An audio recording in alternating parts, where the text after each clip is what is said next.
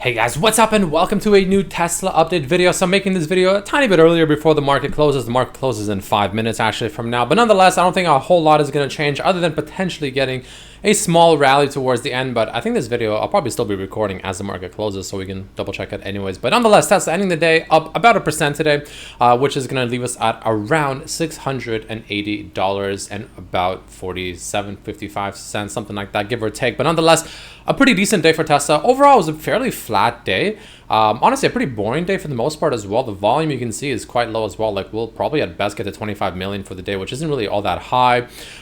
So, you know, nothing too crazy. Now, this is going to be probably slightly shorter of a video, mainly because there's not a whole lot of new stuff to update you guys that I haven't yesterday. Essentially, pretty much everything I said yesterday still stands today. Most importantly, though, to reflect as to what we did say yesterday. I said how, you know, essentially on the 15-minute chart, I see this inverted head and shoulders being played out and how essentially I don't want to see 666 fall. Well, what do you know? Today, we 2 times in a row tested 666. And we bounced both times off of it fantastically as well. So that's a really, really great thing to see. The fact that we bounced off twice today. And on top of that, the fact that now this is pushing higher than what this is with candles closing at this price as well is great. Now in the morning we did push up and you can see that we tried to, remember I said how I really want to see around like 687 to 690 break and close above that as well. Well, we actually went above it and we actually held above it decently well, twice almost, but unfortunately we couldn't get a closure above it on the 15-minute, which, you know, makes it not ideal. And the second we couldn't do that, you know, that gets a little more suspicious essentially. But nonetheless, the point is the fact that we did sell off of that, came down, double tested 666 twice, bounced off of it twice, and now we're pushing pretty decently high into the close. Above 680 close will be great, so we'll see what happens when it does finally close. But nonetheless, yeah, I think it's looking decent for a short-term bounce potentially here. At the very least, to fill this gap fill at around 700 almost. At the very least, I'm seeing that happen for sure. I'll be, well, not for sure, obviously, nothing is for sure. But, you know, I'll be genuinely surprised if we don't at least see a gap fill to this kind of, you know, 698 to 700 range. And again, like I said, I wouldn't be too surprised if we maybe see even 720. That wouldn't completely shock me. And I also completely wouldn't be super surprised if by some, you know, potential miracle almost, you know, maybe next week even, we get a rally all the way up to potentially even 800. I wouldn't like put too much weight on that, mainly because I personally think this was a little bit more weakness than I would have liked to see. But I still wouldn't be super surprised, again, mainly because we're in such a crazy kind of bear market, not kind of bear market, we are in a bear market, but just as an example as to just, you know, what to expect and just how wild this market can be. Last week we had a beautiful, pretty much full green candle from all the way as low as 672 to pretty much closing at $740, right? A full green candle almost just showing pure buying pressure. And then this week we essentially have, you know, a fairly large red candle showing, you know, fairly large selling pressure. And that's, you know, week after week, right? It just shows you how volatile this market is and how things can change and flip really, really fast, which is why I always tell you guys, don't be too greedy, don't be too risky. You know, make sure you're proceeding with caution, as I am as well. You know, it is what it is, right? So in case you're wondering, I did exit out all of my sold puts. I did take a few hits, I'm not gonna lie, because the market, you know, it was a little bit weaker than I expected. I did take a little bit of hits on some puts, you know, net overall. Overall still came out in profit, of course, but nonetheless, it wasn't, you know, it wasn't as much profit as I wanted or it could have been.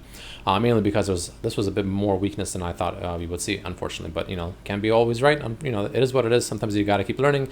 That's just part of the game. But nonetheless, I did enter one more put pretty much around this level actually for next week. Just one for, I think it was 630, I believe it was. But nonetheless, enough about me. Let's talk about the actual market. We're about to close here very, very shortly in just about a minute. Looks like Tesla is going to be closing at about 680.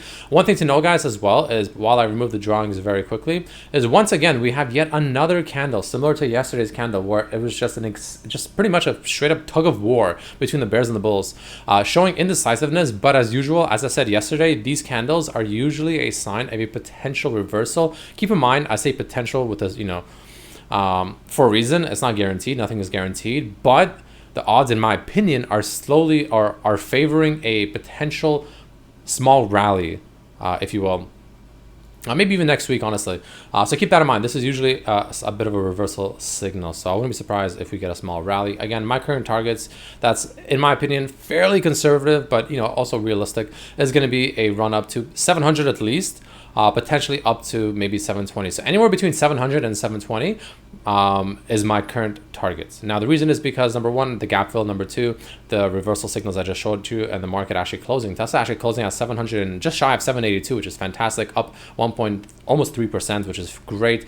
But nonetheless, the bulls did slightly win today, which is fantastic to see as well. But nonetheless, we have the EMA at 704. We want to see a potential push to that. There's going to be a decent chance that we get rejected there. We have, of course, also the white line of the Bollinger Band pretty much sitting at the gap fill, which is at 695, which is why I said I wouldn't be surprised if we kind of dance around this kind of low 700 area potentially here. Most likely get rejected, but we'll see what happens when we come to it, of course. 10-day moving average is sitting at 700. The 5-day moving average sitting at about 695 pretty much, right? So that general like 700, give or take 10 points, just gonna be a huge area of resistance, and it's gonna be pretty difficult to pass through that. I mean, it's not impossible, of course, and I think if we can close above it and maintain the close above it and not just collapse back under, then I think we can start discussing a potential run up even higher. So again, that ultimate 800 gold target potentially. But again, I would put less weight on that overall at the very moment. So taking a quick look at the weekly, we have a fairly large red candle. Buyers did step in. You can see at the bottom here, definitely some decent buying pressure in this kind of general area, especially down here. But even up here, it's not too bad. So the buyers did step in at the end of the week, which is decent to see, I guess. But nonetheless, we are still looking fairly not that bullish. I still think we're overall setting up a potential bear flag over here, which is why I still wouldn't be surprised to see a potential touch to 800, because ultimately that would set up the completion of the bear flag being a 5 touch point, being a 1, 2, 3. This really isn't that. I mean, you can technically, I guess, make the argument that it's something like this.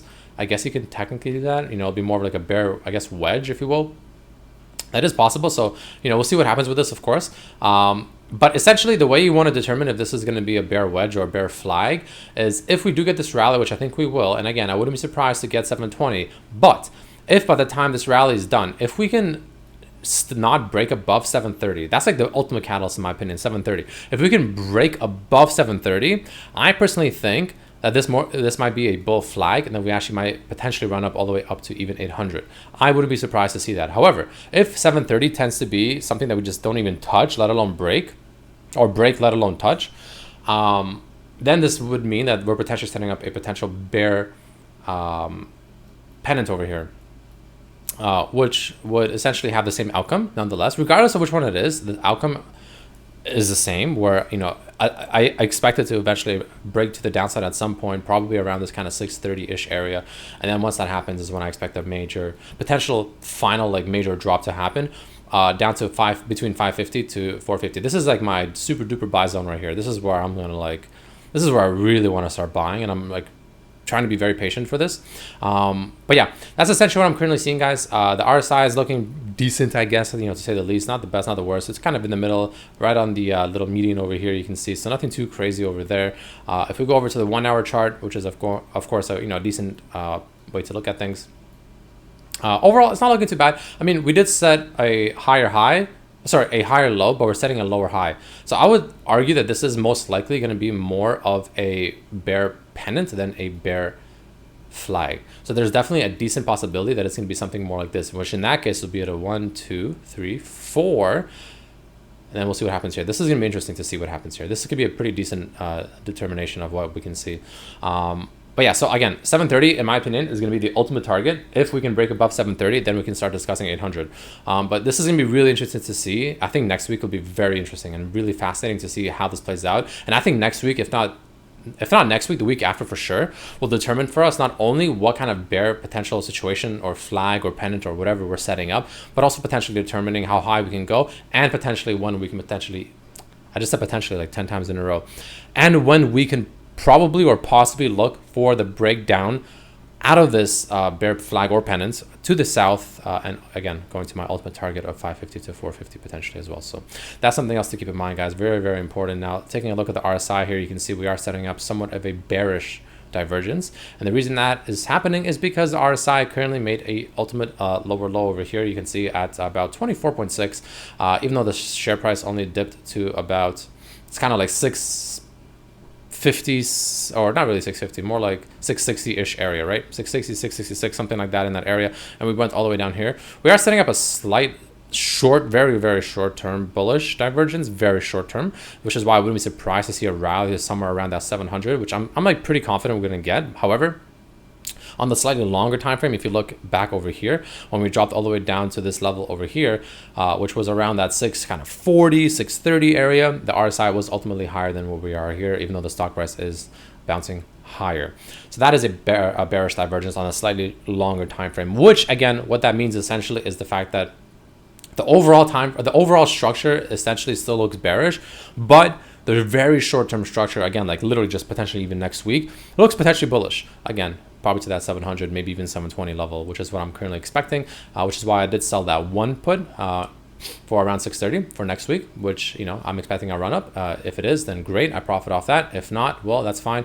You know, that's why it's only one put, and I have substantially more that I can sell if necessary as well if we do break down. But ultimately, guys, what you want to be looking at for next week is going to be, you don't want to break this 666 level. If this 666 level breaks, forget about it, and we're probably going to just fall back down to the very least 630 first, maybe get a quick little bounce and then ultimately fall lower. However, if we can go above this and maintain above 680 and especially break above kind of 690 and hold above it, most importantly hold above it, then I would at the very least expect a run up to about 700, maybe 720, and then from there we will discuss what the next possibility is and what we can see coming from that. So other than that, guys, that is it for this video. I'm pretty confident that we're going to get a run up to 700 or probably early next week as well, maybe even as early as Tuesday. Keep in mind, by the way, Monday is an off day. We have no market on Monday.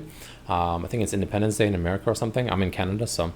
But yeah, nonetheless, that's it for this video, guys. Hope you guys have a great weekend, and let me know what you think down below, and I'll see you for the next one. Peace.